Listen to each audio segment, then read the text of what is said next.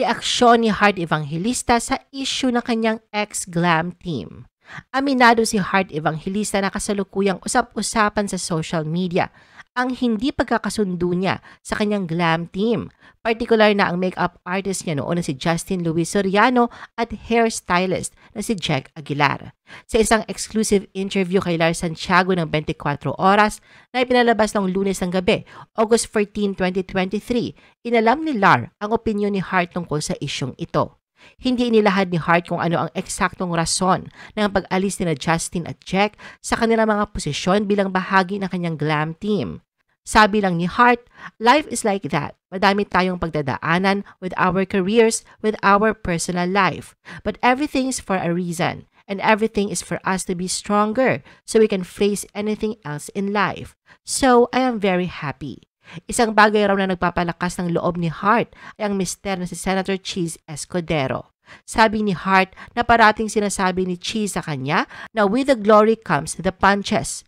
Hindi siya maaaring magkaroon ng perpektong buhay at walang isa man ang perpekto, kaya lahat ay ginawa para sa isang dahilan upang tayo ay maging mas mabuting tao at mas matatag. Ayaw na raw ni Heart na pag-usapan pa ang issue. The falling out.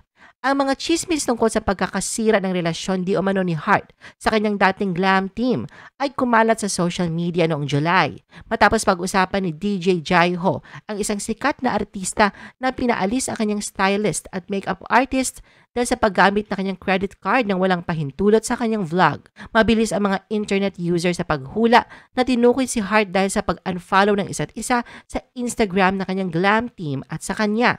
Binanggit din nila na sina Justin at Jack ay hindi na bahagi ng kanyang mga proyekto, kabilang na dito ang katatapos lamang na GMA Gala. Lumitaw din sa panahong yon ang TikTok post ni Heart noong June kung saan nagkomento siya tungkol sa kagustuhang mag-shopping pero natanto niyang may mga dapat pa siyang bayaran sa kanyang credit card. Sa comment section sa isa sa kanyang mga Instagram post, itinanggi ni Justin na may kinalaman sa mga usapin ng pera ang kanilang pagkakaaway at binanggit niyang ang viral na TikTok video ni Heart ay misinterpreted. Nagsimula si Heart na kasama sina Justin at Jack noong 2019.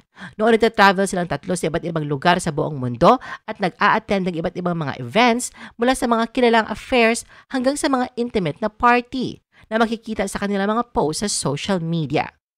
Justin versus Resty Word War. Noong July 27, nagkaroon ng sagutan si Justin at ang matagal ng personal assistant ni Heart na si Resty Rosell. Nagpahayag ng hindi pagsang-ayon si Resty sa salaysay ng dalawang ito at sinabing wala silang utang na loob. Ayon kay Resty, nang mag-resign sila Justin at Jack, nag-iwan daw ito ng letter of resignation na puno ng mga panunumbat laban sa kay Heart. Hindi na raw dapat sumagot si Justin sa mga netizens kung alam daw niya na wala itong anumang masamang ginawa. Binanggit ni Justin sa kanyang pagtanggol na kailangan nilang magsalita dahil nababahala sila ni Jack na maaaring ma-misinterpret ang espekulasyon na ninakawan nila si Heart sa pamamagitan ng paggamit ng kanyang credit card. I-post ang inyong comments at reaction sa baba at huwag kalimutan na i-like at i-share ang video na ito. Gusto mo pa ba ng ibang showbiz videos? Panoorin ang aming iba pang top viewed videos.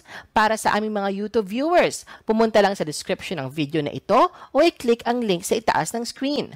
Para naman sa mga Facebook viewers, ay maaari ninyong hanapin ang mga link sa comment section ng video. I-follow nyo din kami sa Facebook at mag-subscribe sa aming YouTube channel. Thanks for watching!